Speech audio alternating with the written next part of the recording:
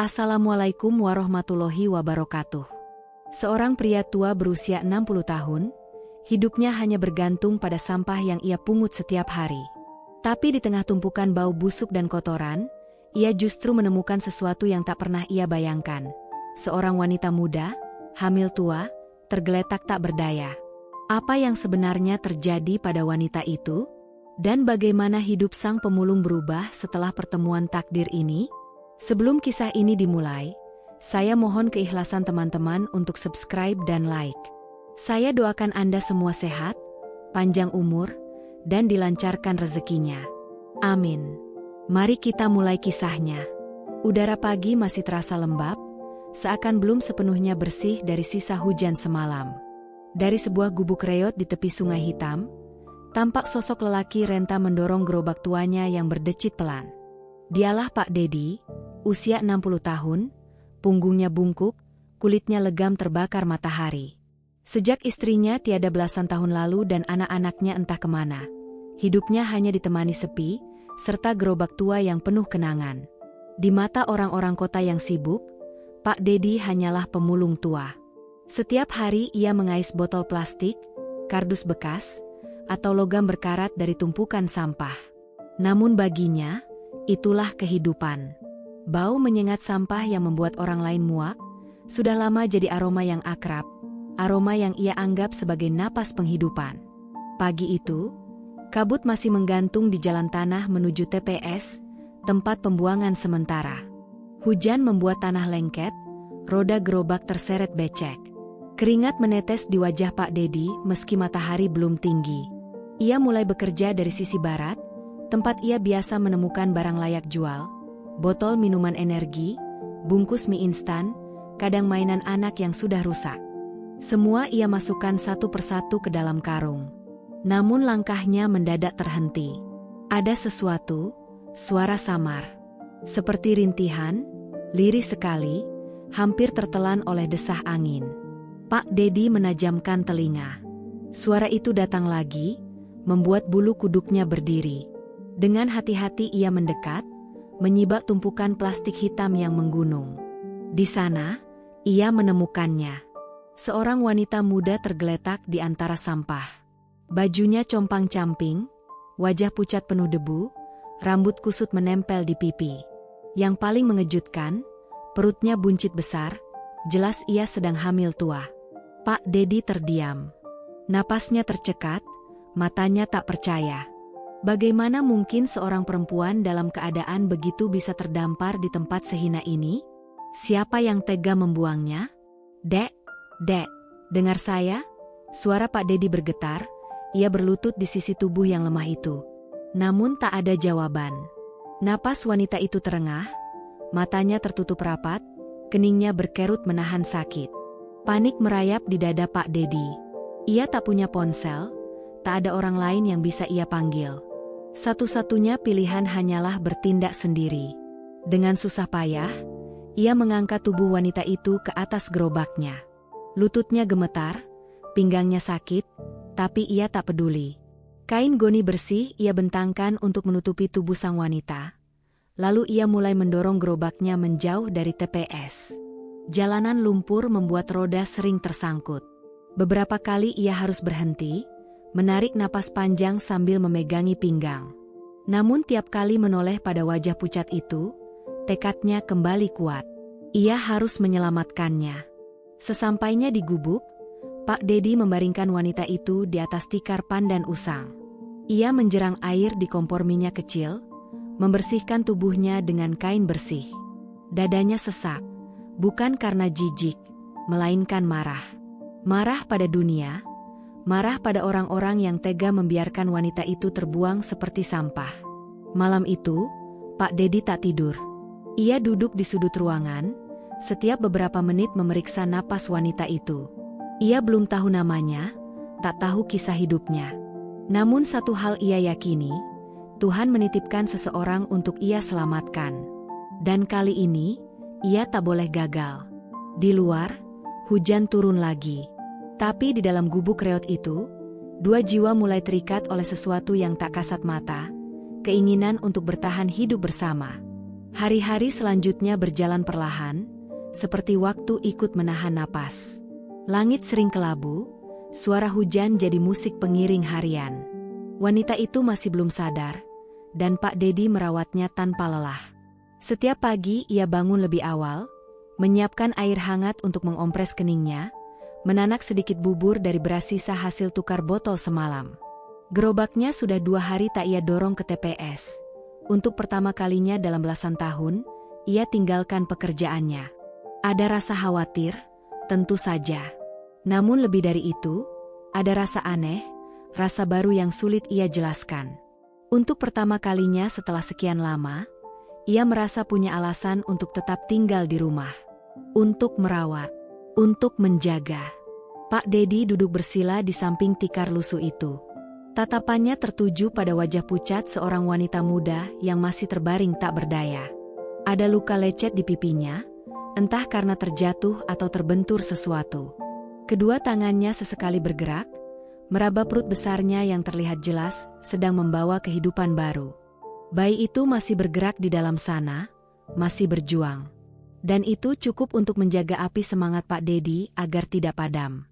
Hari ketiga sejak ia menemukannya, tubuh wanita itu mulai menggeliat. Kelopak matanya bergetar, bibirnya berusaha mengucapkan sesuatu. Pak Dedi yang sedang mencuci baju di luar sontak tergopoh, masuk ketika mendengar suara lirih itu. Hampir tak terdengar, namun cukup membuat hatinya melonjak. Ia segera menuangkan segelas air hangat, lalu dengan hati-hati membantunya duduk. Wanita itu minum perlahan, wajahnya masih setengah tertutup letih, napasnya berat. Tapi kini, ada sedikit warna kembali ke pipinya. Alhamdulillah, bisik Pak Dedi sambil tersenyum tulus. Akhirnya kamu bangun juga, Nak. Wanita itu tampak bingung.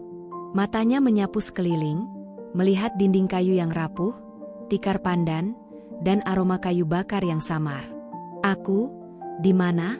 Tanyanya pelan. Kamu di rumah saya, jawab Pak Dedi lembut. Saya yang nemuin kamu pingsan di TPS. Perut kamu sudah besar begitu, jadi saya bawa pulang.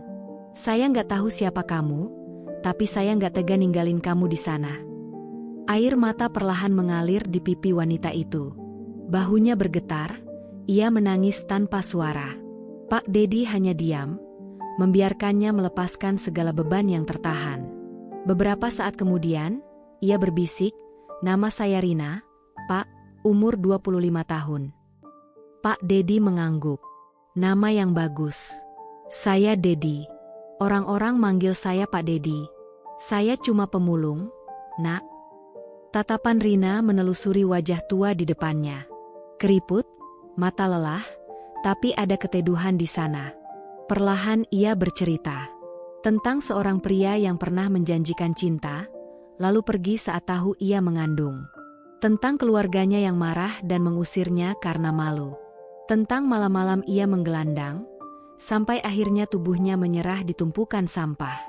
Aku nggak punya siapa-siapa, Pak, isaknya. Waktu itu aku cuma pengen tiada. Pak Dedi menatapnya dalam-dalam. Matanya ikut memerah. Kamu salah, Nak. Allah masih kasih kamu hidup. Bayi itu juga masih ada. Dia belum menyerah. Kamu pun jangan nyerah. Rina terisak. Tangannya mencengkeram perutnya. Tapi aku takut, Pak. Takut melahirkan sendiri. Takut anak ini nanti dihina orang. Takut hidup. Pak Dedi menarik napas panjang, lalu menggenggam tangannya. Tangan kasarnya penuh kapalan, tapi hangat dan menenangkan. Kalau kamu nggak punya siapa-siapa, mulai sekarang anggap saya keluarga, ucapnya tegas. Rina tak langsung menjawab, tapi genggaman balas dari tangannya, disertai air mata yang terus jatuh, sudah cukup jadi tanda. Hari-hari berikutnya, gubuk kecil Pak Dedi berubah. Ia mulai kembali memulung, tapi tak pernah berani pergi jauh. Setiap siang ia pulang cepat, membawa bubur atau sekedar air hangat untuk Rina. Kadang mereka duduk bersama di depan rumah, menatap langit sore yang kelabu. Para tetangga mulai berbisik, ada yang sinis, ada yang penasaran. Siapa cewek itu, Pak? Tanya Tarman, tetangga sebelah. Pak Dedi hanya tersenyum samar. Biarlah orang berkata apa saja. Yang penting, rumah yang dulu sunyi kini terisi suara. Obrolan pelan, tawa kecil, bahkan nyanyian lirih Rina ketika membelai perutnya. Semua itu bukan beban bagi Pak Dedi. Justru sebuah kesempatan. Kesempatan untuk menebus tahun-tahun sepi yang ia jalani sendirian. Malam itu, hujan deras mengguyur. Angin menusuk masuk lewat celah-celah dinding kayu, membuat api di tungku berkedip-kedip tak stabil. Di luar sana, TPS tempat biasa Pak Dedi mencari rezeki sudah berubah jadi lautan lumpur dan sampah mengambang. Pak Dedi duduk gelisah di dekat tungku, sementara Rina menggeliat di atas tikar.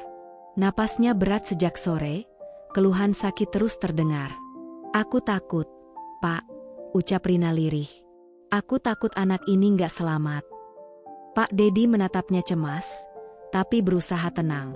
"Tarik napas pelan, Nak. Tenang. Pak Dedi di sini, nggak akan ninggalin kamu." Rina menggenggam tangan Pak Dedi erat-erat. Lalu, jeritannya membelah malam. "Pak, perutku sakit banget." Pak Dedi panik. Ia buru-buru menyiapkan air hangat, kain bersih seadanya. Ia tahu, dirinya bukan bidan, bukan dokter, bahkan tak tamat SD dilah. Tapi malam itu, ia harus jadi segalanya. "Dengar ya, Rina," suara Pak Dedi bergetar saat tangannya mengusap kening gadis itu. "Kamu kuat. Kamu pasti bisa. Anak ini harus lahir, dan dia harus tahu kalau ibunya hebat." Rina menggertakkan gigi. Jeritannya pecah bersama peluh dan air mata. Tangannya mencengkeram tikar, tubuhnya mengejang hebat. Di luar, hujan mengguyur semakin deras, petir menggelegar seakan langit pun ikut merasakan perih yang tengah ia lalui. Pak Dedi tak berhenti berdoa. Bibirnya komat kamit, melafalkan doa-doa seadanya yang ia tahu. Air matanya menetes diam-diam, tangan tuanya gemetar menahan tubuh Rina agar tidak berguling. Ia menyeka cairan yang keluar dengan kain lusuh seadanya, berusaha tetap tegar meski hatinya dilanda ketakutan. Dan akhirnya, di tengah malam yang bergemuruh, sebuah tangis pecah. Tangisan nyaring, kuat, menembus hujan dan kegelapan. Tangis bayi laki-laki yang baru saja lahir di gubuk reot itu. Pak Dedi langsung bersimpuh. Air matanya jatuh deras. Ia menangis seperti anak kecil. Rina pun menangis, memeluk erat bayi mungil yang ia bungkus dengan kain goni bersih. Bibirnya bergetar saat berbisik, "Maaf ya, Nak, maaf ibumu gak sempurna. Tapi ibu janji, ibu akan jagain kamu." Pak Dedi menatap mereka dengan mata bengkak. Suaranya lirih, "Namanya siapa, Nak?" Rina menoleh, menatap bayi mungil itu, lalu menatap Pak Dedi. "Dava," ucapnya pelan. Artinya pelindung. Karena kalau bukan karena Bapak, aku dan dia mungkin sudah gak ada. Senyum tipis muncul di wajah Pak Dedi. "Dava, nama yang bagus." Beberapa hari setelah kelahiran Dava, kehidupan di gubuk kecil itu berubah. Tangis bayi menjadi alarm alami yang membangunkan pagi. Suara tawa Rina jadi penenang bagi hari-hari yang lelah. Dan langkah Pak Dedi terasa lebih ringan saat menarik gerobaknya. Sebab kini setiap botol plastik dan kardus yang ia kumpulkan bukan hanya untuk dirinya, tapi juga untuk dua jiwa lain yang ia anggap keluarga. Namun kebahagiaan itu tak bertahan lama. Suatu sore, saat Pak Dedi baru pulang dari memulung, ia mendapati dua orang berdiri di depan rumah. Seorang wanita berusia 50-an dengan wajah keras, dan seorang pria muda berpakaian rapi. Wajah keduanya gusar. "Ini rumahnya Pak Dedi?" tanya sang wanita. "Iya, Bu." "Ada apa ya?" sahut Pak Dedi hati-hati. Tatapan wanita itu langsung menembus ke dalam rumah. Matanya membelalak saat melihat Rina sedang menyusui Dava. Wajahnya seketika berubah kelam. "Rina," bentaknya lantang. Rina terkejut. Tubuhnya kaku, hampir menjatuhkan bayi dari pelukannya. Wajahnya pucat, gemetar. "Ibu," suaranya lirih. Wanita itu masuk tanpa permisi. "Dasar anak durhaka. Kau bikin malu keluarga. Hilang berbulan-bulan, lalu tinggal dengan pemulung tua di tempat kumuh begini. Hamil di luar nikah, lalu hidup dengan lelaki yang bukan siapa-siapa.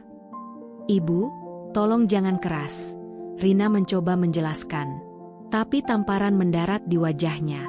Pak Dedi buru-buru berdiri di antara mereka. Bu, mohon jangan kasar. Anak ini saya rawat waktu dia hampir tiada. Saya nggak macam-macam. Namun pria muda itu membentak. Omong kosong. Apa maksud Anda tinggal dengan adik saya yang sedang hamil, lalu bilang tidak macam-macam? Kami tidak sebodoh itu. Pak Dedi terdiam. Ia tak tahu harus berkata apa. Bukan tuduhan itu yang menyakitkan, tapi melihat Rina gemetar ketakutan seperti anak ayam dikejar badai. Dengan berani, Rina berdiri sambil memeluk Dava erat-erat. Ibu, aku nggak akan pulang. Ingat waktu aku bilang aku hamil? Kalian bilang lebih baik aku tiada. Maaf, Bu, sekarang aku punya anak. Dan aku punya orang yang nolongin aku tanpa pamrih. Bapak Dedi memang miskin, tapi hatinya lebih mulia dari siapapun yang pernah aku kenal. Aku nggak mau ninggalin beliau. Air mata jatuh di wajah Pak Dedi. Ia menatap Rina yang kini berdiri di sampingnya, bukan lagi sebagai tamu, tapi sebagai bagian dari hidupnya.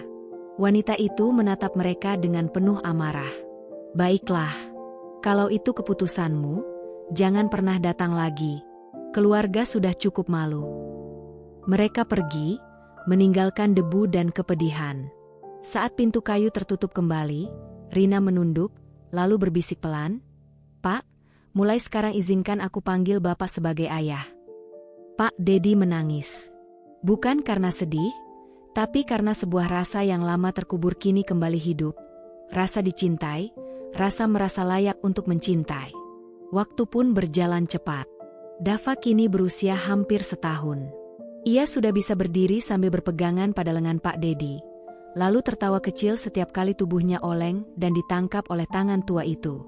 Setiap pagi, Pak Dedi kembali mendorong gerobaknya, tapi kali ini dengan semangat baru. Bukan sekadar mencari rezeki, melainkan mencari arti hidup. Di rumah, Rina menyiapkan kopi dari ampas lama yang dipanaskan ulang. Meski pahit dan tipis, Pak Dedi selalu meneguknya sambil tersenyum seolah itu kopi termahal di dunia. Gubuk reot itu pun perlahan berubah. Dindingnya lebih rapat, disambung dari triplek bekas. Tirai sederhana dijahit Rina dari baju-baju lusuh. Sebuah rak kecil berdiri, tempat menyimpan bubur bayi dan susu murah yang mereka beli dari hasil jerih payah bersama. Namun, ketenangan itu hanyalah pelangi sebelum badai. Sore itu, langit tampak merona jingga, namun hati Rina justru dipenuhi mendung.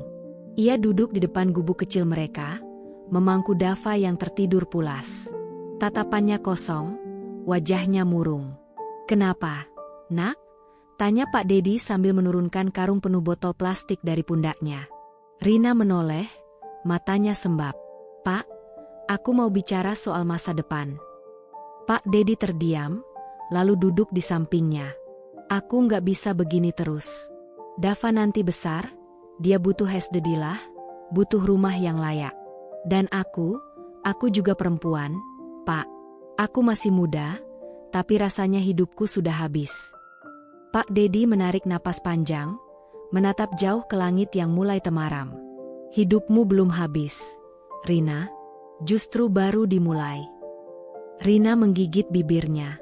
Tapi siapa yang mau nikahin perempuan kayak aku? Pak, aku sudah rusak. Dava lahir tanpa bapak. Aku hina di mata orang-orang. Pak Dedi menoleh pelan.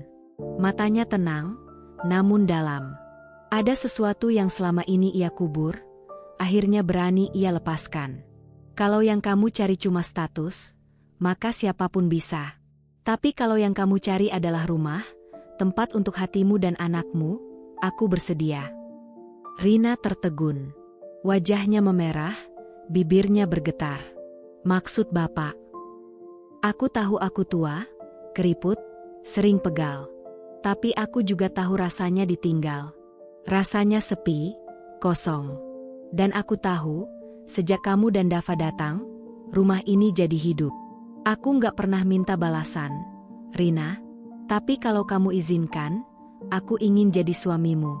Jadi ayah bagi Dava. Bukan karena kasihan, tapi karena aku sayang kalian. Air mata menetes di pipi Rina. Ia tak tahu harus berkata apa. Hatinya bergetar. Bukan cinta berapi-api seperti dulu, melainkan cinta yang tenang, hangat, seperti embun pagi yang tak terlihat, tapi menyejukkan. Hari-hari berikutnya, Rina sering termenung. Di antara ragu dan harapan, ia mulai melihat Pak Dedi bukan lagi sekadar penolong, tapi sosok yang mengisi ruang kosong dalam dirinya. Hingga suatu malam, setelah menidurkan Dava, ia memberanikan diri duduk di samping Pak Dedi yang sedang memperbaiki sandal jepitnya. "Pak," suaranya lirih. Pak Dedi menoleh. "Aku mau terima lamaran Bapak." Jemari Pak Dedi terhenti. Matanya membulat. "Apa kamu yakin, Nak?" Rina tersenyum dalam tangis. "Aku gak yakin soal masa depan, tapi aku yakin Bapak satu-satunya orang yang gak pernah pergi dariku." Malam itu, bulan bersinar di langit yang cerah, seolah memberi restu.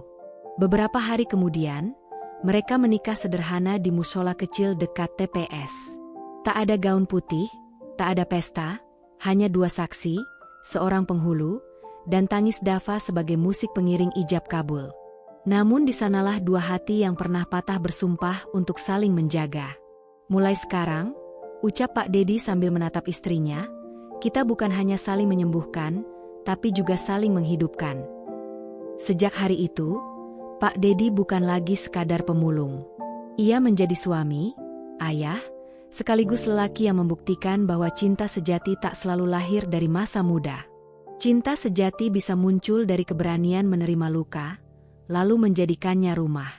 Kisah mereka mengajarkan bahwa kebaikan, cinta, dan ketulusan tak mengenal usia, status, atau masa lalu. Bahwa rumah bisa hadir di tempat yang tak terduga. Dan bahwa setiap manusia, siapapun dia, bisa menjadi penyelamat bagi orang lain. Cinta sejati tak selalu datang dari kemewahan, tapi dari ketulusan, pengorbanan, dan keberanian untuk saling menyembuhkan.